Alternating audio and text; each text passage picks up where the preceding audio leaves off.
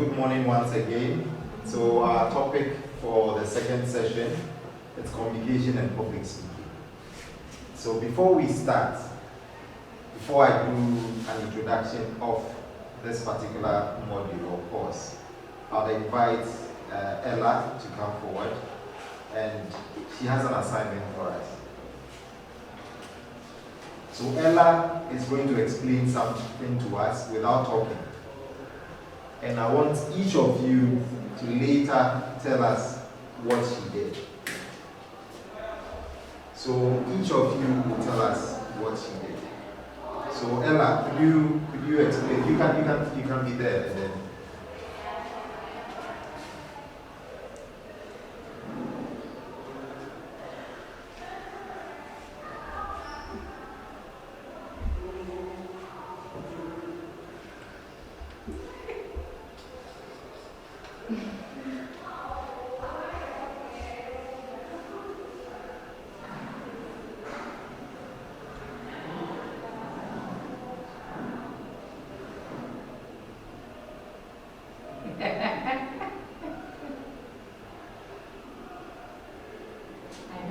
All right, so Ella sits there. You can sit there for now. And then, what did she do? What was she trying to communicate to you? There's no right or wrong answer. So I'm going to ask all of you, what was she trying to communicate to you? A tree. Okay, she said a tree. We don't know.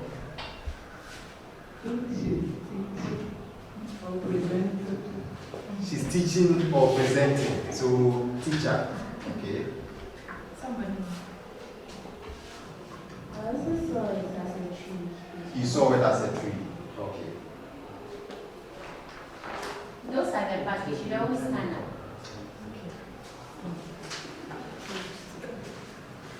Please, I saw it as a tree. Okay.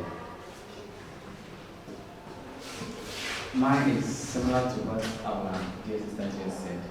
I think she was doing sign language in relation to the topic you are about to discuss to us. Okay. All right. So those here.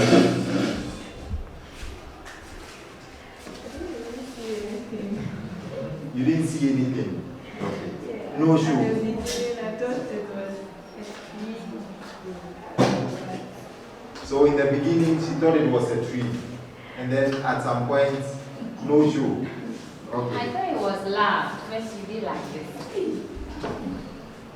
I also saw a tree with additional lines. You didn't see I saw a tree with like more lines. I thought she had a tree with more lines. Okay. Okay, so from what she did, I also saw a tree, but then from what she did at the latter part, like fruits, something like that. Okay. A tree. So beginning you were seeing tree, and then at the end maybe a tree with fruits. Okay. All right. All right. Thank you very much. So we will need this conversation. We will need it later. So I'll first start. When we talk of communication, what comes to mind? Could be a phrase, it could be a word. What comes to mind? Or what do you understand by communication? We've all been involved in any form of communication, but what is communication to you? For me, the simple understanding of communication is the act of listening and speaking. The act of listening and speaking. Okay. Anyone else? Yes. Okay. To me, I think it is the flow of information. The flow of information. Okay. And the third one, the last one. Okay, the last two. Okay, the same flow of information and then expecting feedback at the end. Flow of information and expecting feedback. Okay. Communication is the act of listening and speaking, but using all your senses, all our five senses. And what forms of communication do we have? What forms of communication do we have? Yes. So verbal, non-verbal communication. Verbal and non-verbal. So what Ella did here, which kind of communication was it? Non-verbal. Non-verbal. All right. All right. You doing communications? Okay. Have you had any experience of communication? Or have you had a course on communication? Business communication. Okay. So you all, in a way, have done business communication. So we will talk about communication today. You are all perfectly right in terms of saying or explaining what communication is. But sometimes we also need to ask ourselves, do we really communicate? Theoretically, we might know what communication is, but do we really communicate? When I stand here and talk to you and I don't get feedback, I'm not communicating. It's more of a monologue. So let's look at some few definitions. So communication implies sharing or exchange of thoughts, ideas, information between two or more people. So if you are talking to yourself, it's not communication. It's more of you are reflecting. You're having a monologue. And it also said, communication is the process of passing information from one person to another. So as you said, there should be some form of communication, passing information to one person, and then it comes back to you as a feedback. Now, we all have the elements of communication, and if these elements are not there, then we wouldn't say it's communication. Communication always has the sender, it has the medium through which the information will be delivered, it has the receiver, whoever is picking the information, and then it has the message. What is the message? And lastly, it has feedback. So if you don't have these two extremes, from the sender and then the feedback, there is no communication. Let's go a bit deeper into the elements. That's what we call the stimulus. And this is the originating point. What is stimulating that communication, or what is bringing up that communication? And it is the edge that necessitates communication. In science, we all know when we say stimuli, it's like what is encouraging you, or what is stimulating you. And that comes from who? The sender. Ask all of you, what was she trying to communicate to you? A tree. Okay, she said a tree, we don't know.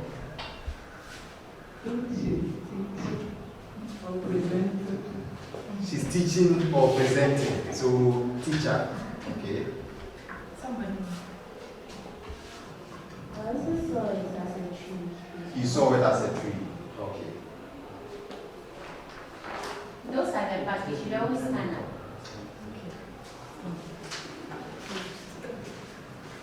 Please, I saw it as a tree. Okay. Mine is similar to what our dear sister just said. I think she was doing sign language in relation to the topic you are about to discuss to us. Okay. All right. So just here.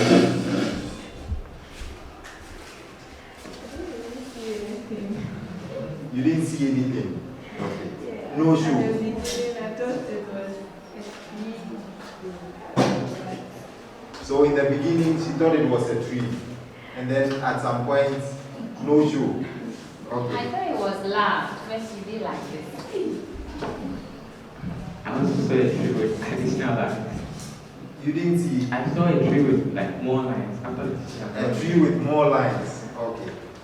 Okay, so from what she did, I also saw a tree, but then from what she did at the latter part, like fruits, something like that. Okay. A tree So with beginning you were seeing tree, and then at the end maybe a tree with fruits. fruits. Okay. All right.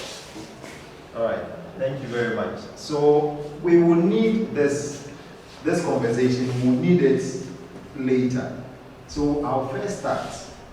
When we talk of communication, what comes to mind? It could be a phrase, it could be a word. What comes to mind? Or what do you understand by communication?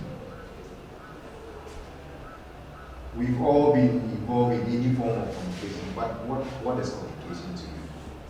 For me, the simple understanding of communication is the act of listening and speaking.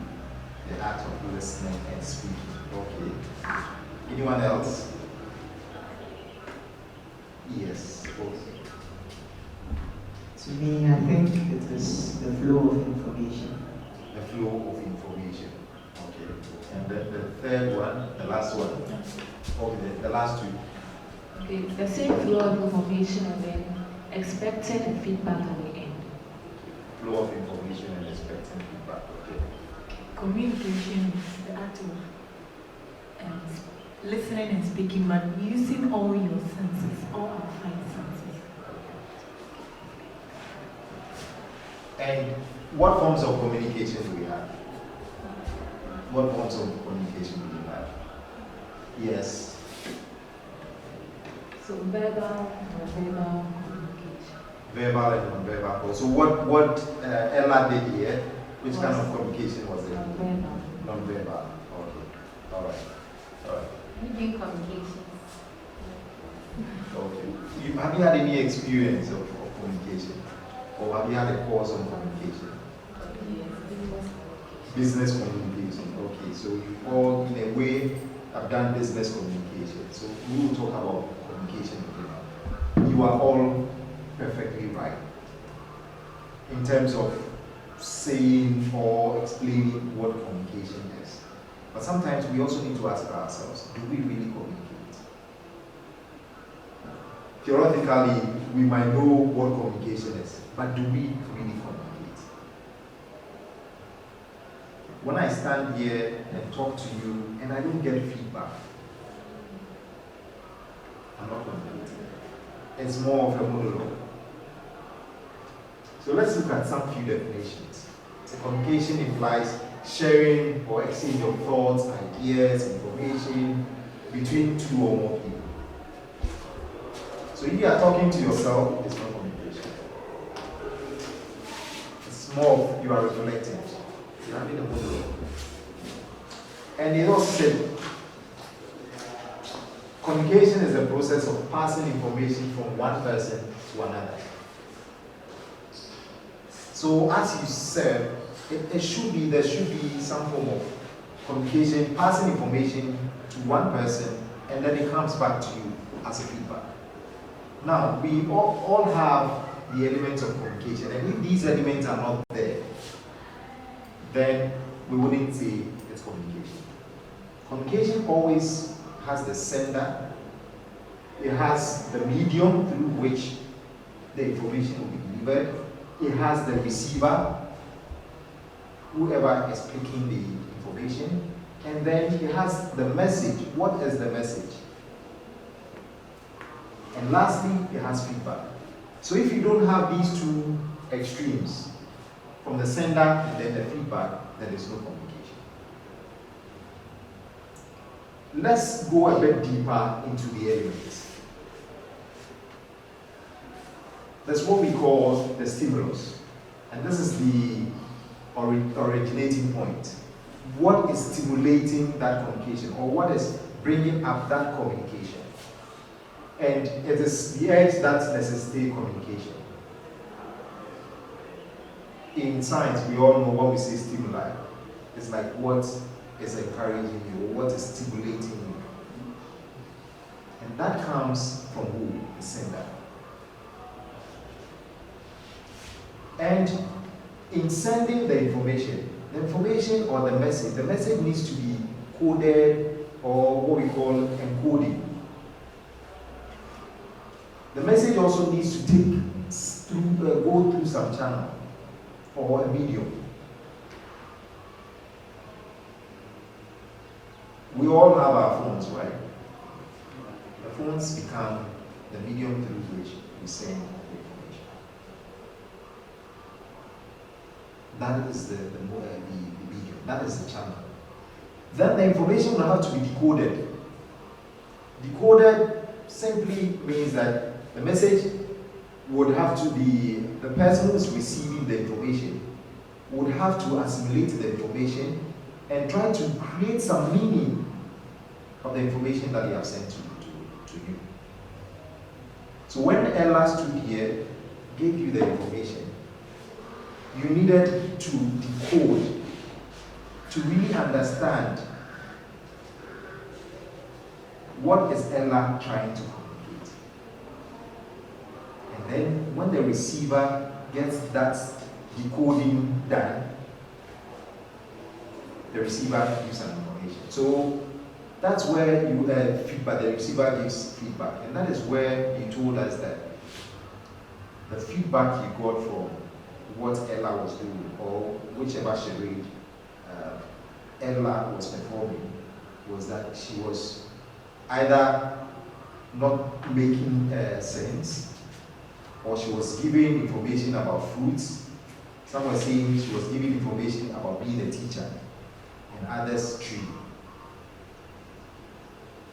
I told Ella to describe a tree. And that is what Ella did.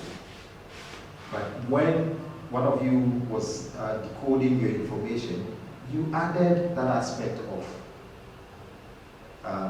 fruit. So to Ella was drawing a tree. But to your name, please. Elsie understood Ella that she drew the tree and even added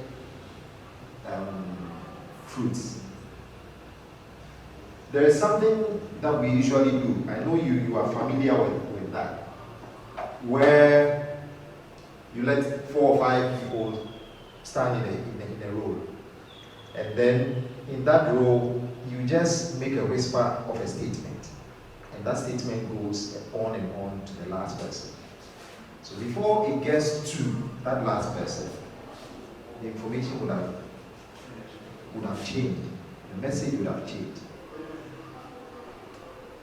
That's a similar thing that we did with Ella. But we'll do that exercise also probably before we go. Some good leaders, or leaders, to be a leader, they need to have good communication skills. If you cannot communicate to your followers, you will not be considered as a good leader. Though there are other attributes associated with leadership, but communication is very key. I was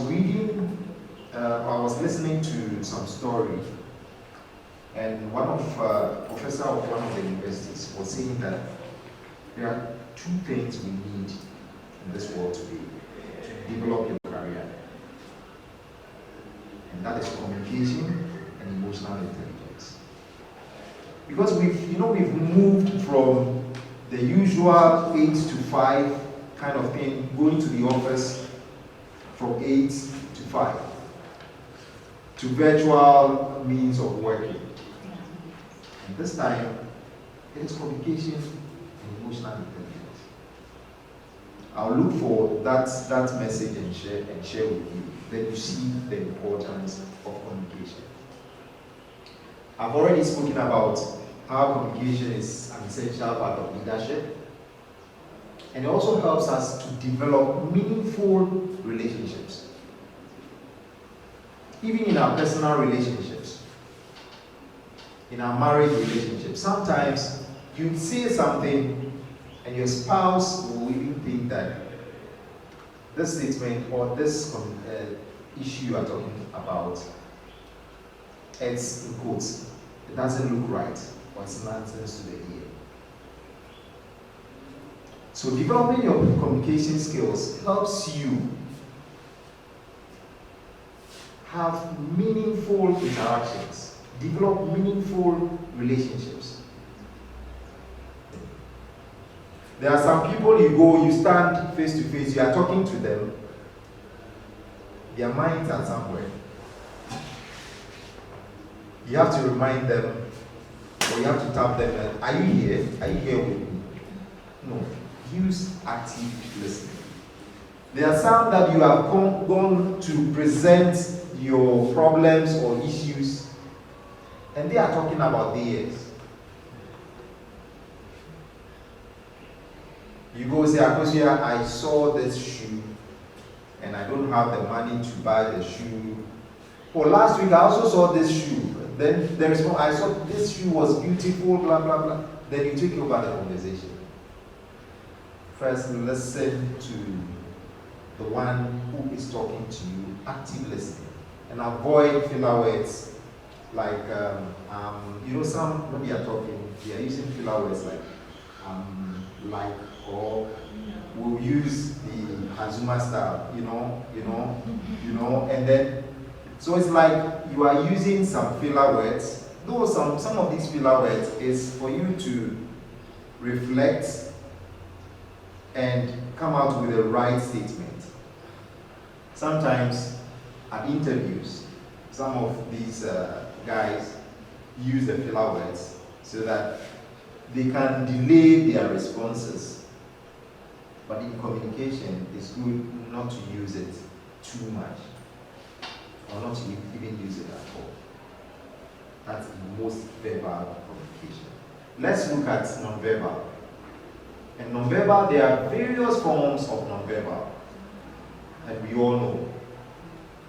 And few steps, let's look at few steps. I'm not going to go into that because you already mentioned that nonverbal can be in the form of body language, gestures, and then facial expression and others. There are others, when they are having their verbal communication, their body language is telling them something different. It's like asking you, Ella, would you go to the movies with me? And Ella is saying no, but she says no actually, but her body language is telling me yes. Or she says yes, and she's doing her face like this. It's like telling me yes, but your body language is telling me no. So the way you look, listen, move, react to other person, and sometimes I could even also say your appearance. Your appearance also will speak a lot in communication. Keep stress in check in communication. Keep stress in check. And that is why we combine these two topics, emotional intelligence and communication. You will see how important they are. So that's why we presented it there. And then we also have assert yourself. Believe in yourself. Be confident.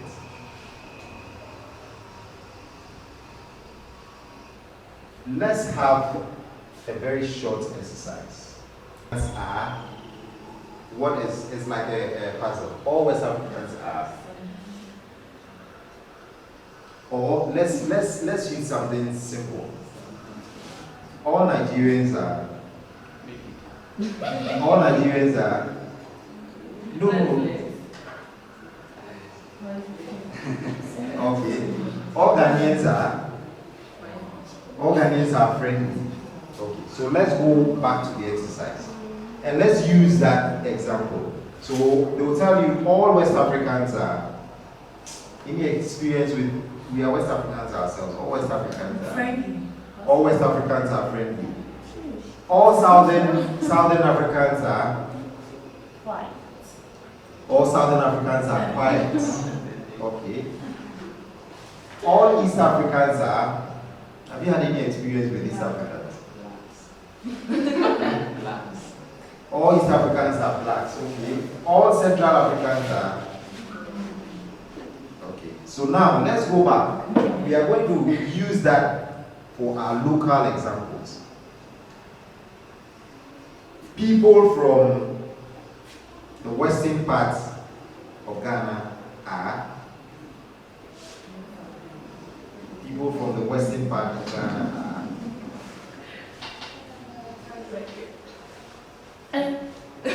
People from western part of Ghana are.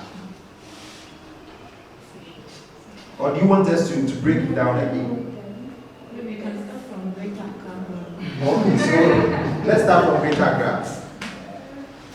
All people from Greater Accra they are noisy.